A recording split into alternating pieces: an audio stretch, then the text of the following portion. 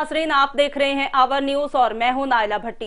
Bulletin का आगाज करते हैं इलाकाई खबरों के साथ। डेरा गाजी खान से अदनान अली मुर्तज़ा की रिपोर्ट के मुताबिक साबिक वज़ीर आला पंजाब सरदार उस्मान बुज़दार के भाइयों की गिरफ्तारी के डेरा और तोनसा रैश गांव पर एंटी करप्शन टीम का छापा।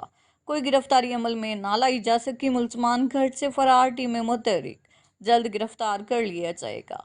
Director anti corruption Mohammad Abbas तफसीलात के मुताबिक regional director anti corruption Mohammad Abbas की हदायत पर डेरा एंटी करप्शन की टीमों ने assistant director Atar Kanchu, circle officer Malik Abdul Majid की सरबराही में साबिक वजीर आला पंजाब सरदार उस्मान खान बुज़दार की डेरा गाजी खान ब्लाक 18 और तोनसा रैशगाह पर भारी नफरी के हमरा 900 एकड़ अराजी के जेली इंतकाल में दर्ज मुकदमा के सिलसिला में उनके भाइयों उमर बुज़दार और दीगर की गिरफ्तारी के लिए छापे मारे, मगर मुल्ज़मान घर में मौजूद न थे, जिसकी वजह से किसी की गिरफ्तारी अमल में नहीं लाई जा सकी।